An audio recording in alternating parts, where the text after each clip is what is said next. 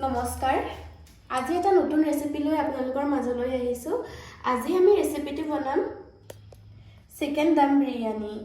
এতিয়া আমি বিৰিয়ানীখিনি বনাবলৈ আধা কেজি মাংস লৈছোঁ। এতিয়া আমি মাংসখিনি ভালদৰে মেৰিনেট কৰি থৈ দিম। এইখিনি আমি এতিয়া মেৰিনেট কৰিবলৈ কম পৰিমাণে নিমখ দি লওঁ, অলপ হালধি দিম, অলপ আমি কেঁচা মিঠাতেল দিম আৰু ইয়াত আমি এচামুচ মছলা দি দিম।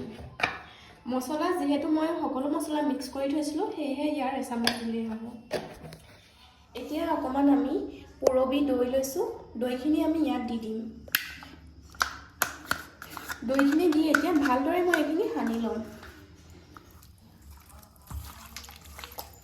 এতিয়া আমি ভালদৰে এইখিনি মেৰিনেট কৰি ল'লোঁ। এতিয়া এইখিনি এঘণ্টা সময় আমি ফ্ৰিজত ৰাখি দিম। এতিয়া মাংসখিনি ভালদৰে ছেট হ'বৰ কাৰণে আমি ফ্ৰিজত এঘণ্টা সময় ৰাখি দিম। এতিয়া আমি বিৰিয়ানীখিনি বনাবৰ বাবে আধা কেজি বাসমতি চাউল লৈ লৈছোঁ। এই বাসমতি চাউলখিনি আমি 15 মিনিট সময়ৰ বাবে তিয়াই থ'ম। এতিয়া আমি ইয়াত অলপ কম পৰিমাণে চেনি, অলপ কাঠবাদাম আৰু অলপ কাজু বাদাম কেইটামান, আৰু ইয়াত লং, ইলাইচি আৰু জাবিত্ৰী জালুক 3টা লৈছোঁ, আৰু বাটাৰ লৈছোঁ আৰু আজৱাইন লৈছোঁ, আৰু এইটো অকণমান কম পৰিমাণে মছলা লৈছোঁ আৰু নহৰু খুন্দা। এতিয়া কেৰাহীখন ভালদৰে গৰম হ'ল। ইয়াত মই গোটা মছলাকেইটা দি ল'ম।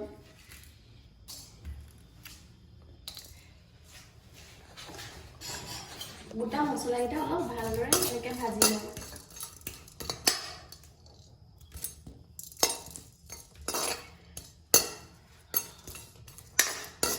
এতিয়া আমি ইয়াত পানী দি দিম।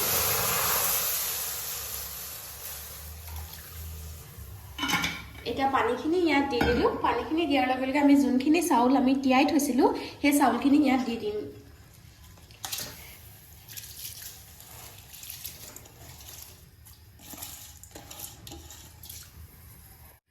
আমি এতিয়া এইখিনি ভালদৰে সিজিবলৈ দিম। সকলোৰে বনোৱাৰ পদ্ধতি বেলেগ বেলেগ হ'ব পাৰে, কিন্তু মই এনেদৰেই বনাওঁ। এতিয়া আমি এইখিনি ভালদৰে সিজিবলৈ দিম। এতিয়া আমি কিছু সময় পিছত দাঙি চাম, চাউলখিনি ধুনীয়াকৈ সিজিছে। যিখিনি ইয়াত আমি গোটা মছলা দিছিলোঁ, সেইখিনিয়ে বহুত ধুনীয়া গোন্ধ এটা আহিছে। কিছু সময় পিছত আমি এইখিনি কাঢ়ি দিম বেলেগ এটা বাচনত। এতিয়া আমি আকৌ অলপ কিছু সময়ৰ বাবে ঢাকি দিম। এতিয়া আমি বেলেগ এখন কেৰাহী পাতি লৈছোঁ। এই কেৰাহীখনত আমি তেল দিম। এই তেলখিনি গৰম হোৱাৰ পিছত আমি ভালদৰে যোনখিনি পিঁয়াজ লৈছিলোঁ, এই পিঁয়াজখিনি আমি ভাজি ল'ম। এতিয়া কেৰাহী গৰম হ'ল, আমি পিঁয়াজখিনি দি দিম।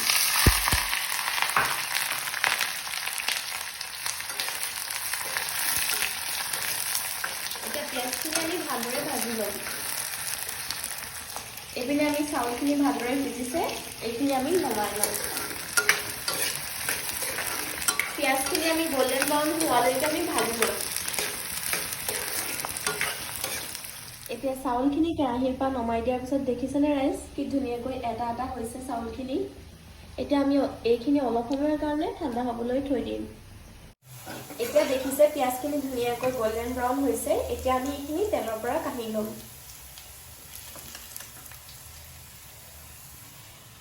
এইখিনি কাঢ়ি পেলাই আমি অলপ সময় ৰেষ্টত হ'বলৈ দিম।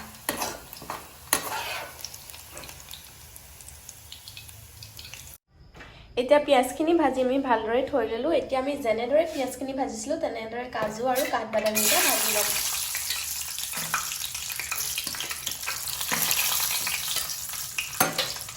আমি কাজু আৰু কাঠবাদামকেইটা বেছি সময় নাভাজোঁ, অকণমান কালাৰটো অহালৈকেহে ভাজি ল'ম।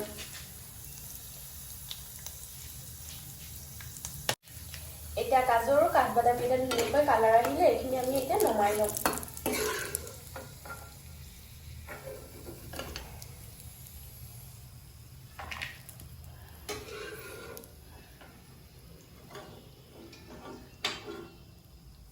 আমি যোনখিনি তেলত পিঁয়াজখিনি ভাজিছিলোঁ, সেই তেলখিনিতে আমি মাংসখিনি এতিয়া ফ্ৰাই কৰি ল'ম এতিয়া আমি যোনখিনি মেৰিনেট কৰি থোৱা মাংসখিনি সব কিমান ধুনীয়া কালাৰ এটা আহিছে আমি এইখিনি ভালদৰে ফ্ৰাই কৰি ল'ম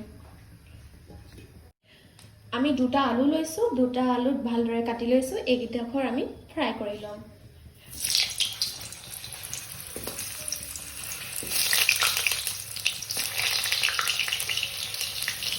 এতিয়া আলু ভিতৰখন অকমান ৰং অহালৈকে আমি ফ্ৰাই কৰি ল'ম এতিয়া আলু ভিতৰখন ভালদৰে ফ্ৰাই হৈ গ'ল এতিয়া আমি আলু ভিতৰখন বাটিটোত কাঢ়ি ল'ম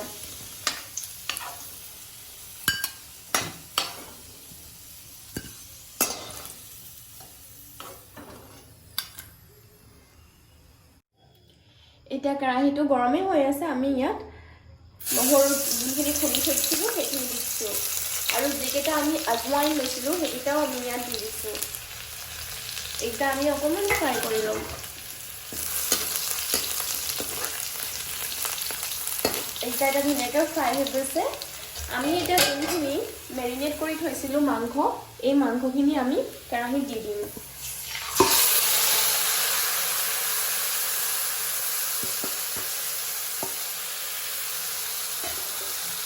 এইখিনি আমি এতিয়া ভালদৰে লৰাই ল'ম এতিয়া আমি ডিম তিনিটা সাইডত বইল কৰি লৈছোঁ আৰু এপিনে আমি মাংস ভাজি আছোঁ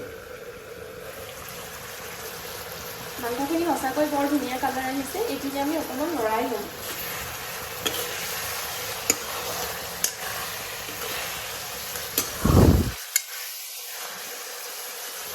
এইখিনি আমি আকৌ কিছু সময় ভাজ খাবলৈ দিম সেয়েহে আমি এতিয়া ঢাকি দিম এতিয়া অলপ সময় ভাজ খোৱাৰ পিছত আমি বাটাৰটো ইয়াত দি দিম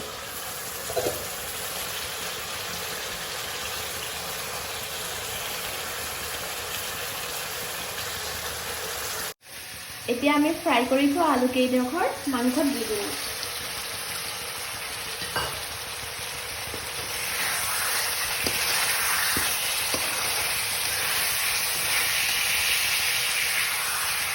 এতিয়া আমি বইল কৰি থোৱা ডিমকেইটা উতলি আছে এইপিনে আমি পেনখন দাঙি চাম বা অতি সুন্দৰ কালাৰ আহিছে আমি এইখিনি অকণমান লৰাম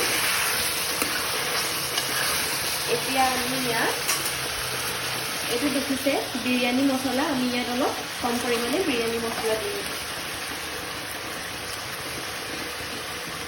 এতিয়া বিৰিয়ানী মছলাখিনি দিলোঁ বিৰিয়ানী মছলাখিনি দিয়াৰ পিছত আমি এইখিনি অকণমান লৰাই দিম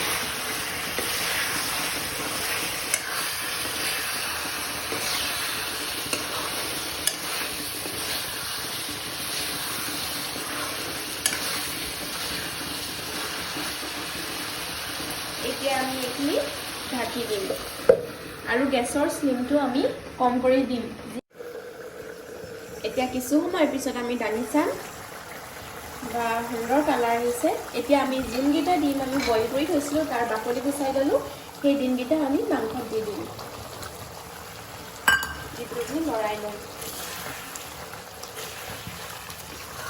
এইখিনি লৰাই আমি বেছি সময় আৰু থাকিবলৈ নিদিওঁ আৰু খুব বেছি 2 মিনিট আমি ৰখাম তাৰপিছত আমি গেছৰ স্লিমটো অফ কৰি দিম মাংসখিনি হ'ল এইখিনি আমি অলপ কমাই ল'ম বেলেগ এটা বাচনত এইটো বাচন দেখিছে নহয় ইয়াত আমি অলপ থৈ ল'ম বাকীখিনি কেৰাহীতে থওঁ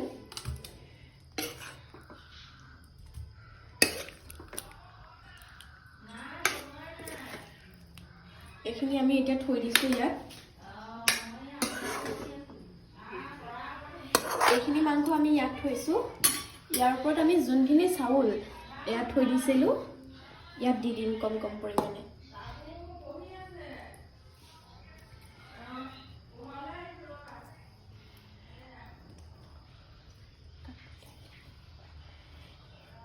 এয়া চাউল অলপ দিলোঁ আৰু এতিয়া আমি অলপ যোনখিনি পিঁয়াজ ভাজি থৈছিলোঁ তাৰ অলপ দিম এয়া পিঁয়াজ ভাজি থৈছিলোঁ দেখিছিলে ইয়াৰ অলপ দিম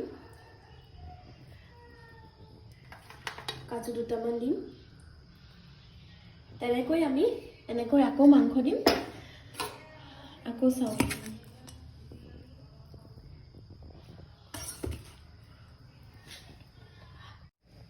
এতিয়া আমি গোটেইখিনি চাউল এনেদৰে দি পেলানি এইখনে ঢাকি পেলানি আমি গেছটো অন কৰি দিম এতিয়া আমি গেছটো অন কৰি দিলোঁ। গেছটো অন কৰি আমি 15 মিনিট সময় গেছতে দি দিম। তাৰপিছত আমি এইখিনি খাব পৰা হ'ব। এতিয়া 15 মিনিট পিছত আমি উদঙাই চাইছোঁ। সঁচাকৈ ৰাইচ বহুত ধুনীয়া কালাৰ আহিছে। আপোনালোকেও এনেকৈ সহজতে ঘৰতে বনাই খাই চাবচোন। কোনো ধৰণৰ ফুড কালাৰ ব্যৱহাৰ নকৰাকৈ এনেকৈ ঘৰুৱাভাৱে বনাই আপোনালোকেও খাই চাবচোন এবাৰ। এতিয়া সময় হ'ল পৰিৱেশন কৰা। আপোনালোকেও এনেদৰে বনাই খাই চাবচোন। সঁচাকৈ বহুত ধুনীয়া লাগে। যদি ভিডিঅ'টো চাই ভাল পালে লাইক, শ্বেয়াৰ আৰু কমেণ্ট কৰি দিব।